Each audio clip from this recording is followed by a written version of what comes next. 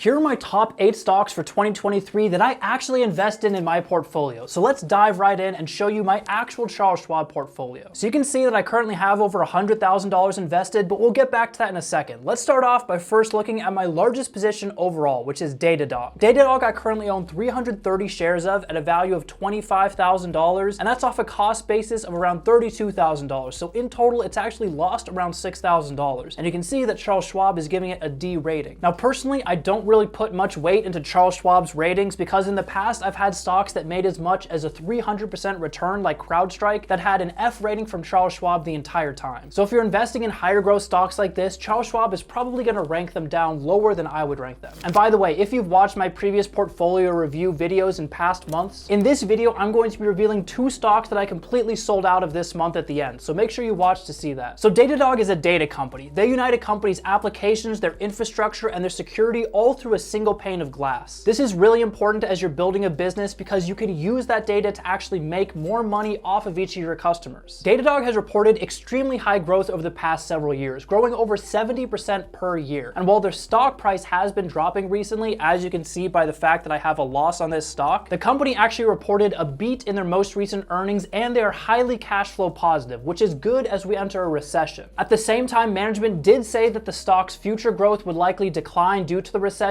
so I'm not going to be adding any more to this position, but I'm also probably not going to sell anything out of it. And if we look at my performance over the past year, we can see how the market has been discounting growth stocks like this throughout the entire year. If we adjust this to look at the year to date, we can see my portfolio is down nearly 50% for the entire year. Although the biggest drop from that ended around June of this year, then we saw a slight recovery in the stock before it again declined all the way through December. Now, if we were to expand this out to a 3 or a 4 year time horizon, we would actually see my portfolio has outperformed the market during that time, but we're seeing such a big slump in growth stocks right now that it's really dragging down my portfolio. But let me know in the comments if your portfolio is seeing the same thing. So let's now go to my number 2 largest position, which is Snowflake. I currently own 160 shares of this company at a market value of just under $23,000, and that is down $7,000 from my initial investment, even though I invested in this stock more recently. Snowflake also operates in the data space, but in a slightly different way from Datadog. Snowflake is inventing what they call the data cloud, which allows users to access their data, build new applications onto their data, collaborate with other companies, and monetize their data in ways they couldn't before. The way I think of this is kind of like an order of magnitude change in the value of data, kind of like how the cloud was an order of magnitude improvement over large databases, which was an order of magnitude improvement over spreadsheets, which was an order of magnitude improvement over just handwriting it in a ledger back in 2,000 years ago. Snowflake's stock price is currently the cheapest it's ever been in terms of their price to sales ratio. And this is despite the fact that the company is growing at nearly 80% per year while being highly cash flow positive. Plus, they are extremely sticky for their customers. They have a net revenue retention rate of 170%, meaning that for every dollar someone spends on their platform this year, they're expected to spend $1.70 next year. And while some people criticize Snowflake for still being too expensive to invest in, we're actually seeing value investors start to enter Snowflake. Warren Buffett, who's probably the most famous value investor in the world, is currently invested in Snowflake. I think he has around $1 billion invested in it, and he clearly thinks that it's going to go up. While the company's growth rate will have to slow in terms of total percentage as they scale, I think that they still have a huge runway in front of them, and I'm very happy having this as one of my largest positions. And hey, my name's FinTech, by the way. This is my channel. Maybe stick around and subscribe, or share with a friend if you find something interesting. Okay, let's go on to my number 3 stock. Number 3, I have Cloudflare, which I currently own 317 shares of at a value of $15,000. And this stock, like most of the stocks in my portfolio, is down around $5,000 overall. Now that's a little bit misleading because I actually sold some of Cloudflare when it was at a higher price and then bought in some more. And because of the way Charles Schwab does their accounting, it makes it look like my cost basis is higher than it actually was. Now, Cloudflare is a company that wants to make the internet itself work better. And out of all the companies we'll talk about today, this company has the broadest ambitions. Cloudflare was founded by an absolute genius named Matthew Prince, who originally founded it with the idea of providing firewall protection to websites. But they quickly realized if they were already analyzing all the traffic coming into the website to make sure there were no bad actors, they could also optimize that traffic to make it better for good actors. And from there, Cloudflare has continued to spin off product after product after product to improve the web experience, eventually moving beyond websites and basically becoming their own cloud service provider like AWS, Microsoft Azure, or Google Cloud. The company has grown at a rock solid 50% per year over basically the last half decade, and while while they are forecasting that growth to finally start to slow as they hit a large enough scale, they are still expecting the company to 5x its total revenue over the next 5 years. And knowing how much Cloudflare is consistently innovating really puts them in a good spot going forward. If we just look at their What's New at Cloudflare page, we can see how they are continually launching feature after feature after feature after new product, trying to provide as much value as possible to their customers, which is probably why their customers spend every year more money with them than they did the previous year. Next up, we have ZScaler, which is a security company. ZScaler I own 82 shares of at a value of just under $10,000, and that's down nearly 50% from the initial investment I put in, down around $9,000. Now, ZScaler is a leader in the zero trust space, which if you're in IT probably makes sense, and if you're not, probably doesn't mean anything. Basically, you can think of it like this. If a traditional security model is to just put up a firewall or a perimeter around the organization and keep all the bad guys out, but if the bad guys get in, they basically have free reign. ZScaler adopts a much more modern solution, which is adapted really well for remote working and the cloud, where anytime two computers, two people, or two applications have to talk to each other, they have to authenticate every single time. So even if a bad guy gets into your network, they can't actually go anywhere without being authenticated. And if even that doesn't mean anything to you, that's okay. If we just look at their revenue, we can see that their revenue has grown 61% year over year to nearly $350 million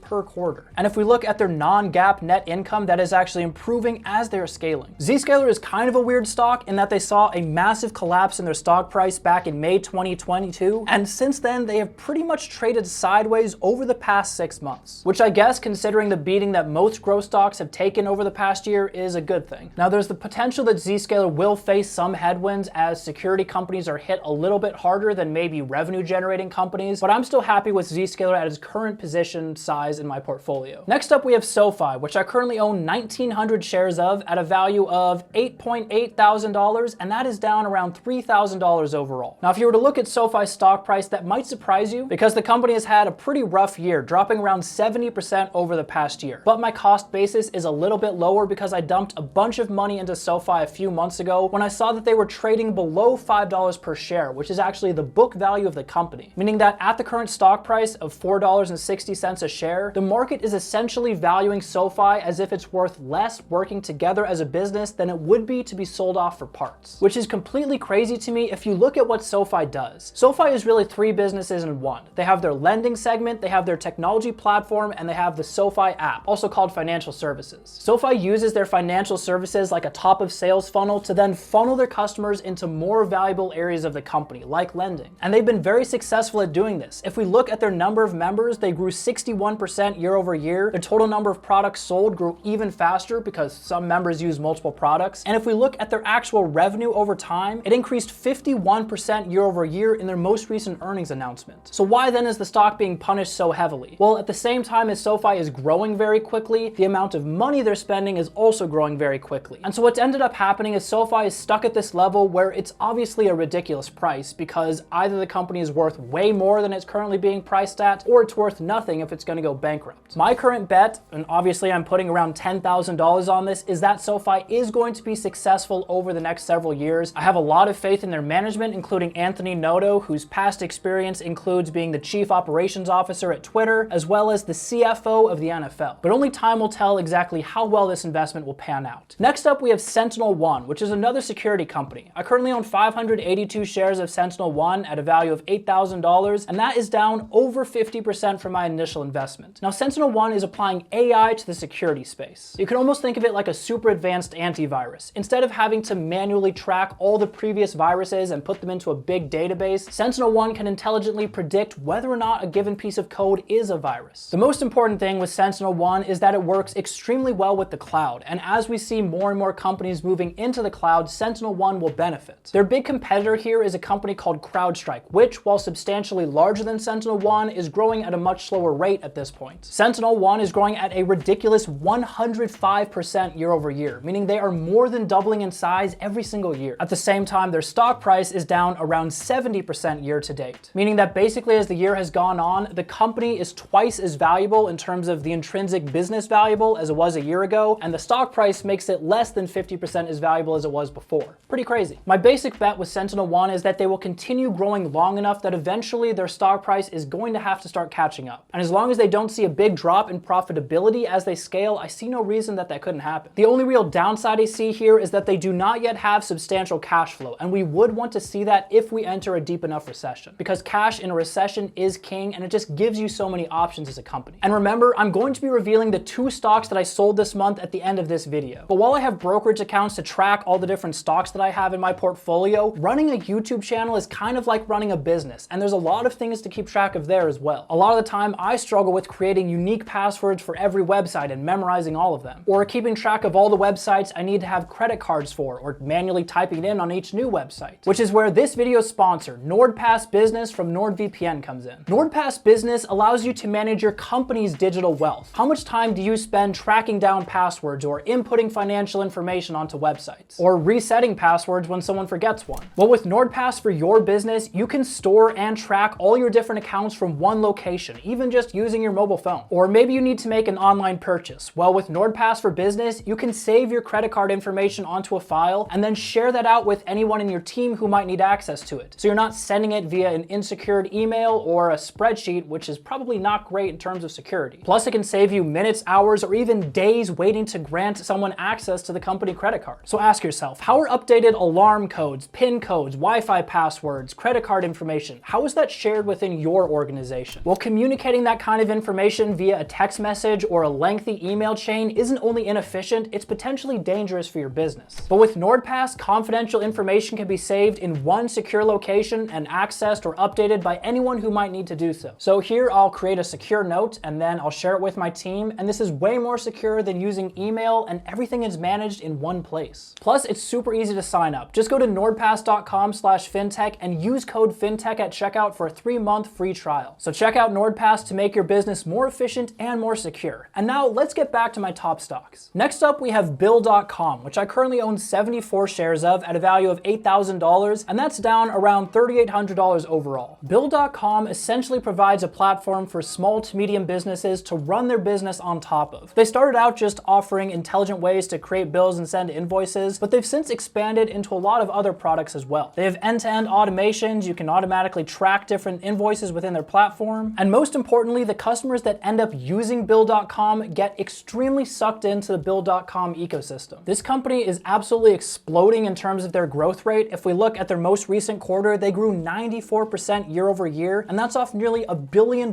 in yearly revenue going forward. Now, part of that year over year growth is due to the fact that they acquired some other companies, so their organic year over year revenue growth is actually 83%, but that's still pretty insane considering their current scale. And because they operate on a recurring revenue model, and because they are so sticky for businesses, it's very unlikely that their customers are going to be affected going into a recession. Unlike some of the other companies we talked about who actually bill based on consumption or the amount that you actually use their platform. And last but not least, we have Upstart, which I currently own 124 shares of at a value of $2,000, and this is by far the worst performing stock in my portfolio. It's down from an initial $28,000 investment, meaning that overall I've lost over $26,000 on just this one stock. So what does Upstart do? Well, they use AI to predict whether or not someone is going to default on a loan. That's basically it. And you might think, based on the fact that the stock price has declined this dramatically, that the product doesn't work. But weirdly enough, it does work, and really well. Upstart basically replaces the single number that most creditors in the US use to evaluate loans, the FICO score, and replace it with thousands of different parameters that they can feed into their shared AI model. Things like employment history, credit experience, education. This allows them to either offer better interest rates to well-qualified borrowers or offer loans to people who wouldn't qualify for a traditional loan. And in the personal loan space, where they do the majority of their business, these loans don't even stay on their balance sheet. They just white label their tool and other banks use it to make the loans. Upstart's loans have actually been shown to have a lower default rate than the industry average. So why then is the stock price declining so dramatically? Well, there's a couple factors, but probably the biggest one overall are the macroeconomic conditions. Upstart is a loan company, which means when the economy turns down, all of their business can very quickly dry up. Now at this point, I have so little money invested in Upstart, it's only $2,000 overall, that I'm okay staying in this company because I think over a 5 to 10 year time horizon, they have a good chance of actually recovering. At the same time, this is also a good warning that a company can actually have a really good product and still struggle in terms of their stock price if there's something else wrong with the company. In this case, their downside risk by being exposed to financial markets. But I told you I would also let you know the 2 stocks that I sold in the past month, so let's get into those. The first company which I sold this month is CrowdStrike, which is actually a company I've owned twice before. The first time I owned CrowdStrike was around 2 or 3 years ago, and I made a nearly 300% 200% return in the stock, which is a 4x in the stock price. At the time, CrowdStrike was really pioneering using AI to analyze security risks, kind of like what SentinelOne does now. The problem is that as they scaled, their growth rate started to drop until it eventually leveled out to around 50% year-over-year growth rate. As it leveled out, I decided to buy back into the company because I figured a company that has over $1 billion a year in revenue that's growing at 50% year-over-year, that's pretty impressive. And we know they have the best product on the market because they are by far the biggest competitor in the space, which is a benefit during a recession. However, during the earnings call, the CEO continually blamed macroeconomic conditions for hurting CrowdStrike's growth going forward, which is something I didn't hear from SentinelOne CEO. And if we look at CrowdStrike's historical growth, they grew 62% a year ago, then 61%, then 58%, and then 52% in their most recent quarter. But the CEO is expecting that next year, they're only going to grow 32% year over year. This is a massive slowdown in growth, which might be because they're a security company and companies are cutting back on spending. But the fact that SentinelOne didn't call out these same risks either means SentinelOne is lying or CrowdStrike just is actually struggling more than the CEO wants to admit. It was enough for me to sell out of CrowdStrike for now, and who knows, I may buy back in for the future, but for now I've sold out completely. The other stock that I sold this month is ZoomInfo, which used to be a mid-sized position for me. ZoomInfo basically started out as a sales company where they would connect salespeople with sales leads, which benefited both people because the salespeople connected with people who wanted their product, and the people who wanted their product got contacted by people who would benefit from it. Over time, they grew into more of a B2B database company, basically selling data to other businesses. And they have some really big partners like Snowflake, PayPal, and Unilever. The only problem I really see with ZoomInfo is their current revenue growth rate. You've probably noticed most of the stocks on this list are growing at 50% year over year or greater, and that's because I tend to invest in growth stocks. And if we look at ZoomInfo's historical revenue growth, you can kind of see why I invested. They had 103% year over year growth in 2018, 62% in 2019, 56% in 2020, and then 53% in their most recent year. But in their most recent quarter, that revenue growth did drop slightly below 50%. But they also forecasted their growth for next year to only be around 19% year over year growth, which unfortunately takes it well outside the category of growth stocks. Now, the company's stock price may still continue to do well going forward. In fact, no longer being classified as a growth stock will probably help them in the current market, but it just doesn't match the theses of my other companies, and it's going to be too distracting to track two different investing strategies at once. So because of that, I sold out of ZoomInfo completely this month. So in summary, here are the 8 stocks that I'm currently invested in my portfolio, but let me know what stocks are in your portfolio right now. And don't forget to check out NordPass Business using the link in the description for a 3-month free trial. Don't forget to subscribe and share with a friend, and I'll see you next time.